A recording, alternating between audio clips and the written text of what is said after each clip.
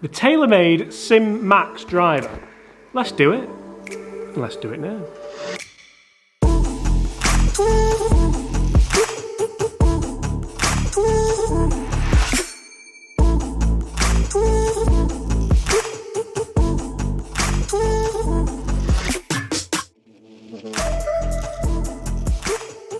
Hi everyone, James Robinson here. If you're new to the channel and this is your very first time watching my content, first of all, I'd like to warmly welcome you to the channel. If you're not new here and you've been a subscriber for a while, I'd also like to thank you for your support. It really does mean the world to me. If you do enjoy this type of content, make sure you leave a like on the video. And as always, it's imperative to me that you guys are a part of my videos. And by that, I mean I want you to comment below. In today's video, I want you to comment below, could you see yourself moving into the Taylormade Sim Max in 2020? Or would you stick with your Taylormade M6, with your Taylormade M4, or with your Taylormade M2? Because that's exactly the route this driver goes down. We don't have the adjustable weights in there. We don't have the option to set it to a draw bias. We don't have the option to set it to a fade bias. And we don't have the option to move around the CG and optimize spin for your game. But that's enough about what we don't have. Let's talk about what we do have. So you see, we do still have speed injected twist face in this driver. We do still have the multi-material carbon design, so Taylormade can proportion weight where they need to allow for more forgiveness, to allow for more ball speed, to pretty much allow for all the things that you want in a driver. For everyone at home screaming, what about the through slot speed pocket? What have they done with the through slot speed pocket? Don't worry, that's still there, and we still also have the inverted cone technology as well. But there's also one big bit of technology that we probably need to touch on. Before that, let's hit some more shots, because I've got to say, left. Left. I was just going to say how I think this thing looks interesting on the bottom. We'll come to that later. But I think it looks awesome on top. That's the shot I've been struggling with right towards the back end of last season and into 2020. Definitely not the driver's fault, I don't think. That feels great. It really does. Just like the Taylormade Sim Driver, the Sim Max's bigger brother, older cousin. I don't know what you call it, but basically it's sibling. It sounds great. For me, the acoustics on a driver are vitally important. They're almost as important as the looks. And as I said, I love the look of this on top. Not too sure about the look of it on the bottom. The reason why I'm not sure of it, the look on the bottom, so unless you've been hiding in a cave for the last few weeks, you will have seen this new asymmetric sole which Taylormade have introduced on the sole of the driver. That's angled at 20 degrees and it's designed to reduce drag in the downswing to allow the club to be a lot more aerodynamic and generally increase your club head speed. So that's going to be interesting to see, guys. We will test this against the Taylormade M6 at some point, because this is generally its replacement, and we'll see exactly if that is the case, if we do get more club head speed with the M6 or with the brand new Sim Max. I would have included it in this test, but I just want to give it its own review. I want to give it its own space, its own time, and to be fair, I'm going to hit a load of shots to make sure it is an uber fair test, not just kind of put some numbers up on the screen and hit half a dozen shots. Speaking of shots, one thing which I have mentioned in my review of the Taylormade Sim Driver is that I don't think you should take this on its shelf appeal, because I don't think a lot of people will like how it sits on the shelf. I don't think a lot of people will like the look of this new asymmetric inertia generator. I cannot believe I pronounced that right first time in that sentence. Because to be honest, when I first saw it, I saw it that way and it didn't do it for me at all. But when you see it this way, with its new colour scheme, the vibrant blue colours mixed with the new white top line and the silvery carbon top, I think people might like it. Right, that is enough talking. It's time to hit some more golf balls. Come on.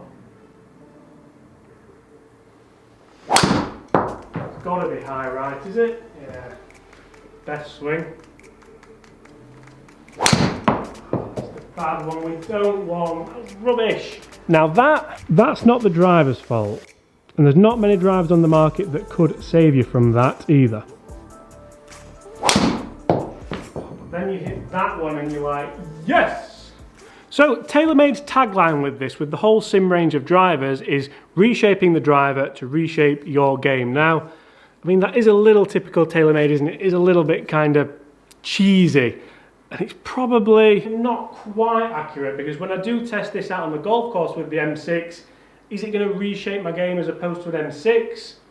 I probably doubt it, but I am super interested to see if it is faster than the M6, because that's what they're claiming. They're claiming that this inertia generator helps you get more club head speed.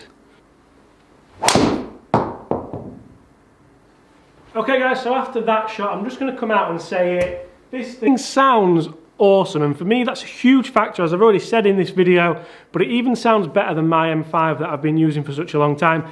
I'm going to refer you back to the Sim video, which I've done as well. If you've watched that, you will know that I said it's interesting when you do test a club that kind of taking over the club that you've been using, because you feel these little differences, you can hear these little differences.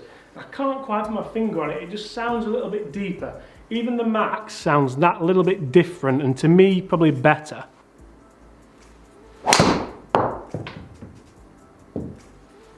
Okay guys, last shot with the Taylormade Sim Max. Then we're going to take a look at the numbers. We're going to see just how it's performed. And also guys, make sure you stay tuned for a video that's coming soon where I compare the Taylormade Sim Max to the Taylormade Sim with exactly the same shaft in there. I've been using the Diamana 60g X. So you'll be able to see just how these two new drivers from Taylormade do compare in a head-to-head. Come on, let's finish on a high. Gone high. Guys, that's 10 shots hit with the Taylormade Sim Max. Before we have a roundup, how did it do? Let's find out. So dispersion for the Taylormade Sim Max, apart from these kind of two real bad shots here, I'm okay with that. I mean, I've been missing it. My bad shot's been very, very, very left all season. So actually, for a cluster of missers, if I was aiming down the right side, I would be quite happy with that. Generally, that's okay. What about the numbers? Numbers for the Taylormade Sim Max. You can see it's quite a vary again, but that's going to come down to where I strike it on the face. We've got an average distance of 272. We have an average club head speed of 106.3 and an average ball speed of 154.7. And an average spin which was quite low at 2,254, but I quite like that. Looking at all the different shots, obviously if you have watched my video on the Sim, club head speeds again varying quite a lot, and actually now if I look at, so I had a club head speed at 110, and that was one of the better ones, so I am controlling this Sim Max quite well. So guys, they are the numbers for the Taylormade Sim Max, my numbers.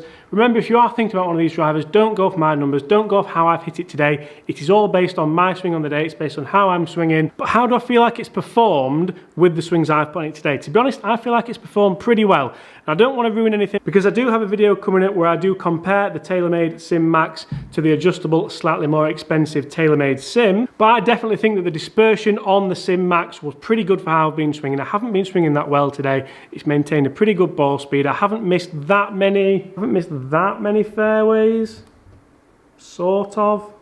I do like the colour scheme, I love the look on top. I'm not a huge fan of the name, and I do think people are going to judge it on its shelf appeal and its asymmetric inertia generator on the bottom. Got that right again there, nearly slipped up though, and I don't think people should. Guys, thank you so much for watching. I do hope you've enjoyed it. If you have, please make sure you do hit that subscribe button below. Leave us a like if you enjoyed that content. Comment below, what do we think to the Taylormade Sim Max? Is it something you're going to be trying in 2020, or will you be sticking with your Taylormade M6, Taylormade M4, Taylormade M2? Guys, thank you so much for watching, and as always, I guess I'll see you tomorrow.